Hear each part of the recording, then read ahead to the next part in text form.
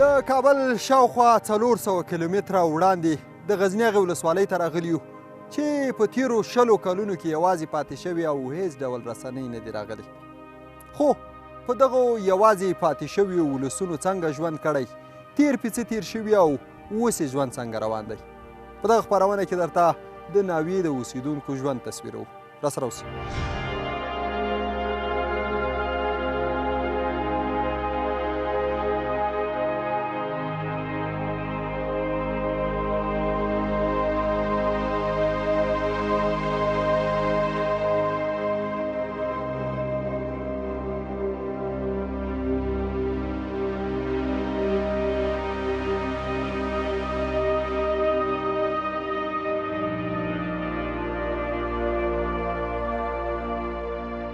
ناوه د غزني هغه ایره شوې ولسوالۍ ده چې تیرو کلونو کې پکې ان تیر حکومت هم دایمي فزیکي شتون نه درلود. دا ولسوالۍ له پلازمینې شاوخوا 400 کیلومتره لرې ده او تر اوسه رسنۍ نه وې ورغلي. په لومړي ځل موږ ورځو او د هیرو شویو اوسیدونکو ژوند او حال یې راخلو. د غزني له مرکز لومړی مکور ته لاړو او بیا مو د مکور له لارې له سترو دښتو تېرېدو وروسته د ناوې ولسوالۍ بیا مونده. د دغه ولسوالۍ ساعتونه لار په دښتو کې ده چې ژمی پرې بیا د ډېرو واورو ورېدو له امله د اوسیدونکو تګ راتګ محدود وي. د غزني مو شاوخوا د موټر 15 ساعته لار تر ناوې رسوي، خو له کلونو تېرېدو وروسته اوس یې هم د حال اخیستو لپاره رسنۍ نه وې ورغلي.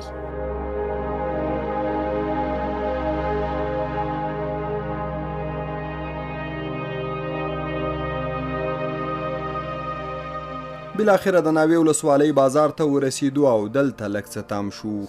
که په تیرو کلونو کې دلته د تیر حکومت فزیکي شتون نه و، خو د دغې ولسوالۍ اوسیدونکو آرام ژوند هم نه دی کړی او ان د ولسوالۍ دا بازار هم یو ځل په جګړو کې له منځه تللی.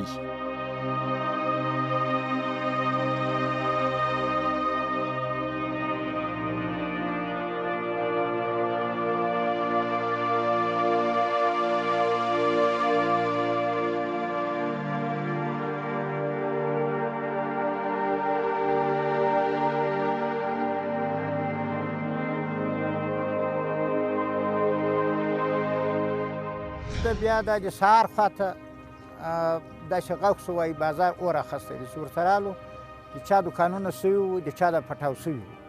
تقریبا 15-80 دوکان له مابینه تللي وو. ما خپله دغه دوکانونه نه دانې پر له برسېره وو، دغه پاخه وو، اور یې نه و اخیستی، بیا یې پټاونه کې کړي وو. ټول شیان یې له مابینه یوړو، یعنې څه سرمایه مې وو هغه ټول له مابینه ولاړ. او بس رالو ذاتي خپلو دوکانو ته ذاتي خاورو کې یو شی په لاس راغی، هغه هم راواخوست، نور له مابینه ولاړ.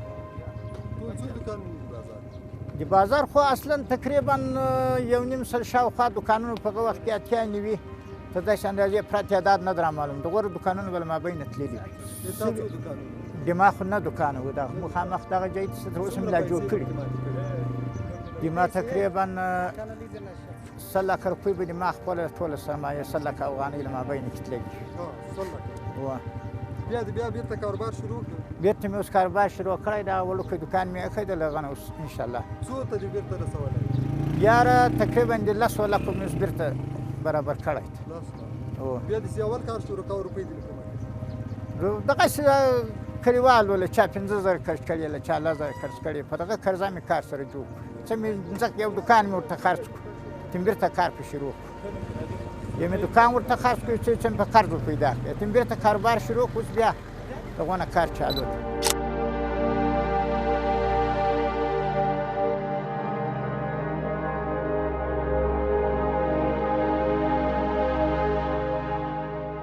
ناوې ته تر اوسه مخابراتي خدمات هم نه دي راغلي او اوسیدونکي اوس هم له مخابراتي خدماتو بې برخې دي. دوی له عصري ټکنالوژۍ بې برخې ژوند کړی او لا هم د ژوند اسانتیا لپاره ان ټلیفوني اړیکې نشي نیولی. که چیرې ساده سیم کارت نه ته زنګ ووایې، له دې جبه څومره مزل کوې؟ له دې جبه زه 3 ساعته 4 ساعته مزل کوم. 4 ساعته؟ هو. بیا کوم ځای ته ځې؟ مکور ته؟ مکور ته 2 ساعته ده، غزني ته 4 ساعته 4.5 ساعته. دومره مزل به دونه کوې مزل به کم بیا به ټلیفون کوم بیا به ټلیفون خو دغه یې نه همدغسې خو امکان نه لري چې ساده یا ټلیفون د باندې خبرې وکړي هېڅ چا نه ده کړی په دا 40 کاله کې نه نه ده سره تر اوسه نه دي یا راغلي نه ده ته چی شکی کاروبار دي زه ټکټرواني کوم استاد ټکټر چلو کوم ټکټر دی دا میسي ده که غټ میسي ده میسي ده و چی کروندې پکې و کروندې څنګه د کار کار ښه ده شکر ته و گزارې خو یو تیل ګران څنګه دی دی تیل ګران دی نن په 240 روپۍ لیټر څنګه کوي بیا چی درته پاتې کېږي یا شی خو نه پاتېږي موږ ته موږ خو لا کوو موږ به بېرته ګرام ورکړو دا عوام ډېر زوبل هغو ته یو شی نه جوړوي مخکې د 1 ساعت کرونده په څوک په 1000 روپۍ اوس په څوک اوس په 2000 یې نه کوو نیک واره نه راته خوري نو د څنګه ټکټر دې درولی و اوس مې درولی ته اوس یې نه کوو اوس یې پرېښی دی اوس دغه یې ولا د ناوې اوسیدونکي تیرو کلونو کې د زده کړو له اسانتیاو بې برخې پاتې شوي او تر اوسه د ولسوالۍ په کچه له ښوونځیو یو تن فارغ هم نه لري دا سیمه په تیرو کلونو کې یوازې هوایي بریدونو او چاپو ځپلي او اکثره اوسیدونکو یې له ویرې او خطر سره مل کلونه ژوند کړی ولسوالۍ کې څو مکتبونه مکتبونه خو تر اوسه پورې لا نشته خو دغه یو نیم هم هغه وخت وي وخت نه وي سر د به خلاصه تر اوسه پورې خو داسې تعمیري پوخ ځای ښه ټول ولسوالۍ کې دغه یو مکتب داسې دا اوس شروع ده نه ده هغه هم یارې په خیمو کې و تعمیر نه لري شی نه لري مقصد په نیستي حساب ده له صفره کیسه شروع ده اوس له صفره اوس له صفره ده کړې دا تیر 20 کاله کې دغه ځوانان شی کول دا تیر 20 کاله کې موږ بس دغسې بې تعلیمه پاته وو حکومت نه ولو مسؤلیت نه وو معلم نه وو کتابونه نه وو یو شی نه وو چا راته کول څوک ونه دې ولسوالۍ ته یو وارې حکومت راغلی د هغه یو کال یې تېر کړی ده بېرته تللی بیا څوک دلته نه وو نه دی راغلی نه دی راغلی هېڅ موسسې او دا شیان هېڅ شی نه دی راغلی څوک راغلی ته راته وایه ته وینې دلته په دا علاقه کې یو تعمیر دی مکتب ته یو شی وینې نشته تا څو بچیان دي د ما درې بچیان درې بچي مشر د څو کلن ده مشر مې 20 کلن ده هغه باندې د مکتب یا یو شی نه ده درې وړ دي نه دی ویل نه د تا نه خوښېده کوم نه د موږ ولې نه خوښېږي تعلیم د چا نه خوښېږي تربیه د چا نه خوښېږي ساینس یې نه خوښېږي ډاکټري یې نه خوښېږي هر څه یې خوښېږي هر څه مو زړه غواړي ونه نیستي وه څنګه یې وکړو په چا یې وکړو اوس تازه شروع شوي اوس تازه شروع اوس غواړو چې له صفره څخه شروع شي او ښه کار راته وشي له دې بعده موږ تقریبا له ځانه سره یو ځای سره ځان دلته چې په دې ولسوالۍ مرکز کې داسې حساب د مکتب نه ونو په اطراف کې به څه په اطرافو کې خو بلکل شی نشته بلکل شی نشته دغه د موږ بازار دغه د موږ د آبادۍ ځای دغه د موږ ښار څومره نفوس به لري تاسو 2,000 تقریبا 200 بالا نفوس دا ولسوالۍ لري د 2,000 کې شی نشته نه دي فارغ شوي نه دي فارغ شوي یا تر اوسه مکتب که یو څوک فارغ وو هغه به تللی په غزني کې تقریبا یو 12 بل ولایت کې به ویل یا کابل کې ویل دلته د دې ولسوالۍ څخه څوک نه ده فارغ شوی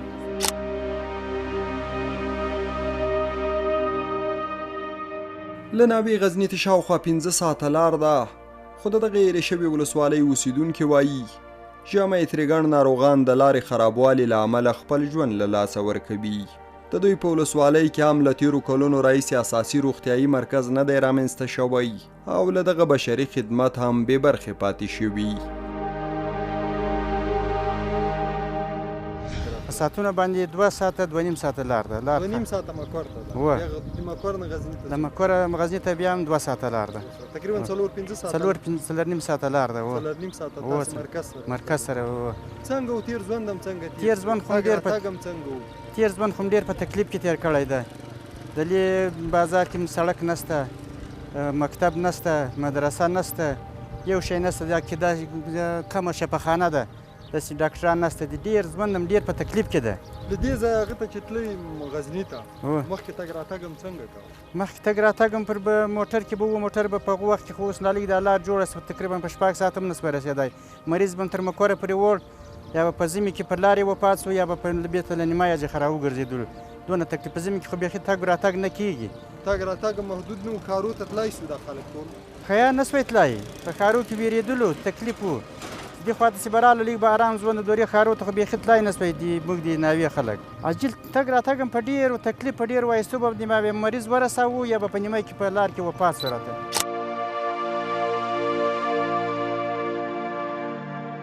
د ناوې اوسیدونکي اکثر په کرنه او مالدارۍ بوخت دي خو وایي دواړه چارې یې تیرو ناخوالو کمزورې کړي او اکثر اوسیدونکي د تیرو جګړو له امله د فقر په ټغر ناست دي دوی مالداري کمه کړي او ډېری ځوانانو یې له دغې ولسوالۍ د باندې ګټې راوړلو ته مخه کړي پر دې خلکو تر اوسه یو ښادي نه ده راغلې داسې خوشحالي نه ده پر راغلې نه په تېر حکومت کې نه په دا اوس حال کې دلته نه د مکتب درک شته نه د کلینیک درک شته نه د یو بل سهولیت شته نه روډ شته نه شفاخانه شته یو شی هم نشته دې خلکو داسې بس هر سړي په شخصي جیب باندې کاروبار سټارټ کړی وي هغه بس بازار ته چې ورسېدی کاروباریان دي چې هغه کار برابر وي د پنځو دا پنځه نوي ټول د خدای و درته ناست هلته زه مسافري کوم بس دلې کار نه لرم داسې کار بس پاکستان ته ځم زیات ټیم دورې ځم دلې دی کاروبار نشته موږ یې وکړو نه دونه شتمني لرو چې کار پرې سټارټ کړو هلته ځو بس بیا شپږ میاشتې اووه میاشتې لس میاشتې هلته وي بس هلته کاروبار کوو زموږ ځوانان چې دي نوی نسل چې ده ټول بې تعلیمه پاتې شوی دی یو سړی به وي هغه به ویني په شخصي لګښت باندې خپل تعلیم کړی وي هغه هم په بل ولایت کې دلې چې دی تقریبا په 90% ځوانان ټول بې تعلیمه دي نه د کار زمینه ورته برابره شوې ده نه د تعلیم زمینه ورته برابره شوې ټول دغسې په منډه دي غریبانان نه دلته خو د مکتب درک نشته فلحال کوچني هلکان چې دي ماشومان چې دي فلحال خو بستیانې ورکړي دي یو 3 میاشتې مخکې خو د معلم درک نشته راسي سهار بازار ته راسي غرمه بیرته ولاړ شي پیدل کور نو تقریبا ګنټه نیمه ګنټه دونه لار وي تیار کړي نو دغه نږدې مو د کې هلکان راځي دا نور نو نه دي راغلي کلیو ته چې ولاړ شي حالت خو بیا بیخي حالات خراب دي بیرته راګرځو موږ سره پاتې شئ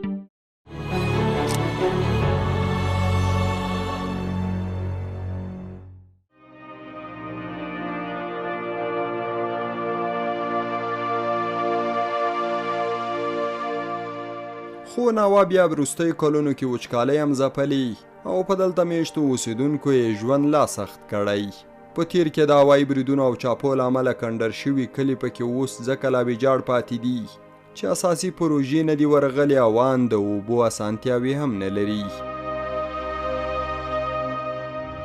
لکه یا پټي برابر وي که په وبم ګرځو ایتې وکړو لکه یا مال برابر ټول مرضمند مرضونه یې کړي ته اوس په چی ګزاره کوې ته خو نه دغه مال شته څومره مال دی مخکې اوس څومره مخکې ما د خو لږ لس دانې اوس اووه دي که شپږ دي کمې کړي دي او پټي دي څنګه دي کروندې پټي غنم خو ښه دي مګر نور خو لږ شی خراب شو هغه واړه ولې وچ اوبه کمې شوې اوبه څلور انچه وي بیا 3 شوې بیا 2 شوې دوه نو ته یې وجه نه رسي کم هم کړه پټي کروندې کښت را کم شو نو خلک په چی ګزاره کوي خلک خو نو اوس دغه مرستې دي د څه ګزاره خټې مټې که شاوخوا ته واکه څه که مقصد خو یې په لرې کې شته ډېر ناوې 3 کاله چې انقلاب کېږي 3 کاله دا 3 کاله له تکلیف سره مخامخ دی نه شي موږ ختم و پام خو پام دی هېڅ ځای یې کړي اوس د غره بلې خوا ته غورځوي هر شی چې ولې 15 نفر په غزني کې وي هغه که د دې ناوې دپاره یو منځونی کېده یو شی و هغه ولې یې خاص پټ یې خاص کړ بس داسې ناوه پات شو هغه پسمانده پات چاپو بمباروی سره هم څه کیسه وه هغه څه وضعیت چاپو بمباروی سره ورور پټ شو یا په کاریز کې یا په چیز کې یا په چیز کې ته وایه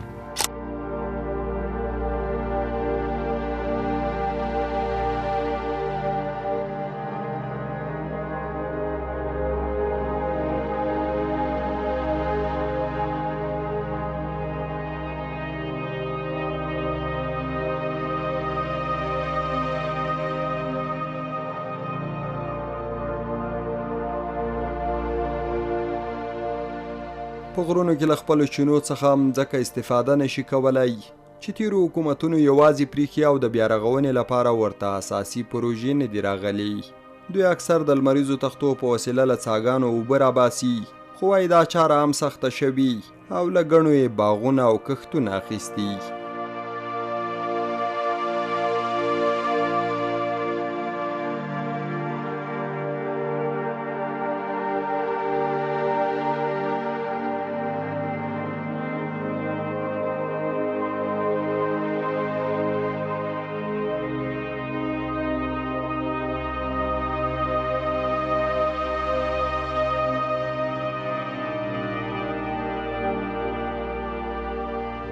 کچه لاره د تقریبا 3 غنټې 4 غنټې وړوکی موټر اخلي، لوی موټر بیخي زیات وخت اخلي، 10 غنټې شاوخوا اخلي، 8 غنټې 10 غنټې.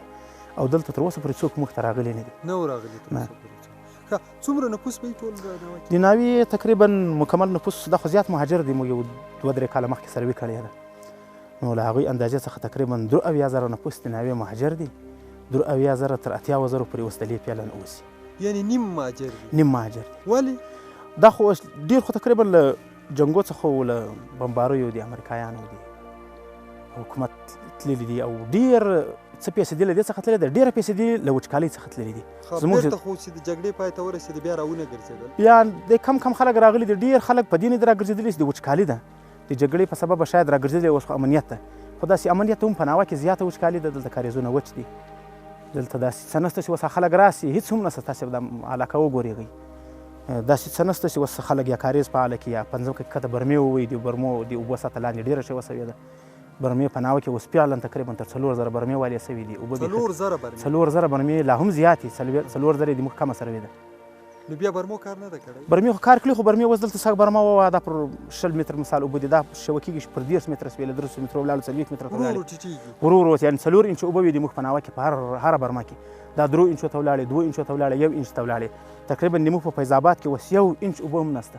له هغو کلیو څخه تقریبا مریاني دي، روړۍ ده، دغه ورسره شاوخوا کلي چې دي، په دغو کلیو کې اوس 1 انچ اوبه هم نشته. فیض آباد ته تقریبا موږ له ډېره لرې څخه په ډېرو مترو باندې لږ زورې کې بیا زورې کې لوټی ده، تاسې لوټی ورته وایاست، میټ ورته وایاست، څه ورته وایاست، دا شین خړ نه ده، دا دی په 100 مترو ده. دلته خو داسې حالات نشته چې موږ یې شوه کښته چی ده 100 متره 200 متره پورې مزور تر 100 متره تر 1.5 متره پورې خلکو وهلی ده، دا لوټی ده، دا میټ 1.5 متره پورې بیا چې بیا اوبه نه وچ ده، دغه 20 متره دي، اوبه دا 20 متره دي، یا په دا باجري کې یا 50 متره په اکثرو علاقو کې دي، اکثرو کې پر 15 متره لوټی، تر 50 مترو لاندې بالا لوټی ده. بیا څوک نه دي توانېدلي چې لاندې په لوټي کې اوبه پیدا کړي. کوم لوټایم بیا کته پسې وهه، خو کته وهلی ده وچ، دا په سر کې یو انچ اوبه وي یا نیم انچ اوبه وي، دا هم په لپسې شوه سي وچ سي. څومره کلي به همدې وجې نه تللي پرېښودي؟ کلي خو تقریبا دغه یې، خو چې کلي تللي دي په ناوه کې د یو کلي پیدا کېږي چې اوس 2-3 په مکمله توګه بار سوي دي. داسې کلي بیا ستاسې نیم نفوس یې دلې وي، نیم نفوس یې بیا هم تللي دي، هغه په پاکستان کې اوس په مختلفو بازارو کې. باغونه، کښتونه، دا شیان بس کښتونه، باغونه، ډېر داسې باغونه شته چې باغونه اوس وچ دي. اکثره خلکو په دا شمسیانو مازې راته کړ، خو شمسیان هم په وروچېدو دي. شمسیان موسسې او دا شیان خو نه پېژندل. نه موسسې نه موسسې نه، موږ حکومت نه درلودی. 20 کاله مخکې موږ هېڅ حکومت نه درلودی. دلته نو څوک نه دي راغلي؟ نه دلته هېڅ څوک نه راغلي دي، نه چا کار کړی دی، هېڅ هم نه دي. یوازې هوایي به څوک راتلل؟ یوازې هوایي به بس چاپې وې، بس چاپه ووهه، دلته خلک شهیدان کړه، خلک ووهه، خلک راوباسه، د شپې ویې وهه، ویې تړه، بس همدا کیسه وه. باغونه چې وچ سو نو بیا مالداري ګزاره په څه کېږي؟ باغونه چې وچ شي مالداري تقریبا وچه ده. اوس زموږ په کلي کې ماته معلوم دي د اکثره خلکو به زیات پسونه وو، غواګانې به وي، وشان به وي، دا یې ټول خرڅ کړي دي، له لاسه یې ورکړي دي، ځکه خو څه شته نه کښتونه نه وي. داسې باغونه دا یقیني دا لوی لوی ونې خلکو وچې کړې، خرڅ یې کړې، اوس د سونت یې برابرې کړې. نو حل لاره څه کېدای شي؟ حل لاره یې داسې کېدای شي، حل لاره خو موږ ته په 20 کلو کې تقریبا هېڅ خدمت نه رسوی. یوه حل لاره یې پاته ده چې هغه دا موږ تاسې نن په کوم ځای کې یو، دا د څادر مانده بولي، دا شاوخوا ستاسې وګورئ، دا د څادر مانده بولي. غاړه خو ناوه خو لا پسې اوږده ده، دورې ناوه خو پراخه ساحه لري، دغه د څادر مانده ده، او دا تقریبا د ناوې زړه بلل کېږي. دغه د څادر مانده تقریبا په 20 کلو مخکې یې هم سروې یې سوې ده، خو تاسو په نامه سروې بې وسوه. دغه اوس د امارت لخوا، د اسلامي امارت لخوا څخه پرون هبل ورځ سروې وسوه. نو که چیرې دا مانده موږ ته وتړي، د ناوې ټول ولس دلته بقا کړی شي او دلته د اوسېدلو کار یې برابرېږي. اقلا کله د مانده څخه خلک اوبه ونه لګوي، د ځمکې ذخیره خو به یې پوره سي، د څښاک اوبه خو به پیدا سي. یوازې دا چینې ده په ټوله ناوه کې؟ نه، د چینې خو کله کله مختلف ځای کمې شته، خو دا چینه چې دا تاسې یې وینئ، دا د څادر د مانده په خوله کې چینه ده. دا اوس ګوره، دا څادر مانده داسې فعاله ده، دا چینې څخه اوس څومره اوبه راوځي، داسې اوس ځي دا تر یو ځایه پورې چې ولاړه شي، هلته دا ټولې دغه په سږو نه وځي، ریکې ځي. و دا ډبرې تاسې ګورئ، دغه اوس دا خو دغه ځای نه داسې ښکاري چې تر اوسه پورې بیلچم نه ده وال سوي، د مرستندوی کښې نه دي راغلي چې دې ولې اساسي کار وکړي، اوبه کلیو ته باغو ته بېرته انتقال. نه ما تا ته خبره وکړه، ما دلته په زندګي هم څوک نه دي راغلي، یوازې د ډي آر سي مؤسسه چې همدغه لیخته یې ورکړی دی، دا پخوي. دا اوبه نو کولی شي تر باغو یې هم موږ ورسوو، هم تر محدودو باغو. دا اوبه خو داسې نشي کولی، خو وچکالي ده، دې اوبو ته تقریبا 10-15 کلي پراته دي. داسې که اصحاب یا تاسې له نږدې وګورئ، بیخي زیات خلک دي، نفوس زیات ده. دا د دې کفایت نشي کړی چې ټول کلي اوبه ورکړي. اساسي چیم په دې تر اوسه نه دي سوي. اساسي ته ما تاته وویل چې دلته خښت هم د اساس نه ده کوسوي په ټوله ناوه کې یوازې دلته په څادر کې نه په ټوله ناوه کې د اساس خښت نه ده کوسوي. په دې 20 کلو کې چې څومره خلک راغلي دي بس تللي دي تاسو په نامه. یوازې مې پرون درته وویل چې پرون د امارت اسلامي لخوا څخه د څادر دغه وسوه سروې یې وسوه نو موږ خوشبینه یو او له دې څخه هیلهمند یو چې موږ یوازې څادر کړي دلته بند تړي و مخکې پر دې ځای تړي په دې خوله کې بند تړي بند دلته چې په پېښ سروې وسوې دلته به یې داسې ناډولې به وکړي چې دلته 2 روپۍ لګېږي 2 روپۍ لګېږي بس خلک به تاسو په نامه رالو بېرته به ولاړو. نو یوازې د امارت اسلامي څخه موږ دا خوشبینه یو او هیلهمند یو ورته او تقریبا د ناوې ولس ټول خوشحاله دی دې ته چې دا څادر بند موږ ته راوتړي. برمون کار نه کوي. چیرې؟ برمون کار نه کوي. نه برمه خو اوبه نشته. نو که د څادر بند موږ ته وتړل سي نو تقریبا د ناوې ډېر ولس یې له دې برخمن کېږي چې اوبه ولګوي او ډېر ولس یې له دې برخمن کېږي چې د ځمکې ذخیره به یې پرسي. نو کېدای شي د ناوې ټول ولس ارام او په خپل ځای باندې استاد ژوند وکړي. دا له ځمکې څخه راوځي دا تاسې ګورئ دا نه دورې پشت لري نه دورې نمبر شته هېڅ شی هم نشته. داسې ډېرې چینې دي په زرهاوو چینې دي په دې دغو کې څادر کې دا ستاسې وګورېږي که تاسې مخ ته ولاړ شو موږ تاسې وګورو دا رقم ډېرې چینې دي خو اوبه راوځي مخ چې لاړ شي په څه ګونې نه وځي. څه نه دي ورته سوي نه نه اساس خښته هم نه ده پوسوي ما تاسو په خپلو خبرو کې وویل.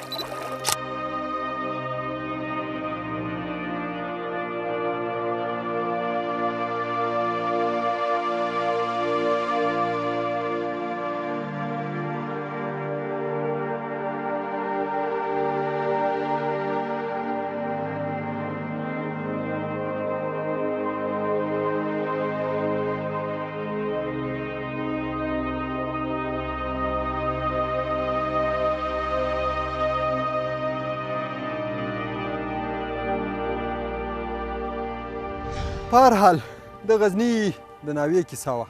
بله خپرونه کې درته لږ څه وړاندې ځو او د زابل تر سرحدونو هغو کلیو ځانونه رسوو چې له ناوې هم لرې پرتې دي او لا ډېرې هېرې شوي. تر هغې هم په لویو بخښونکي خدای سپارم.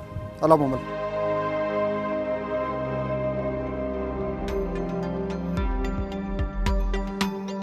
له لیدلو مو مننه.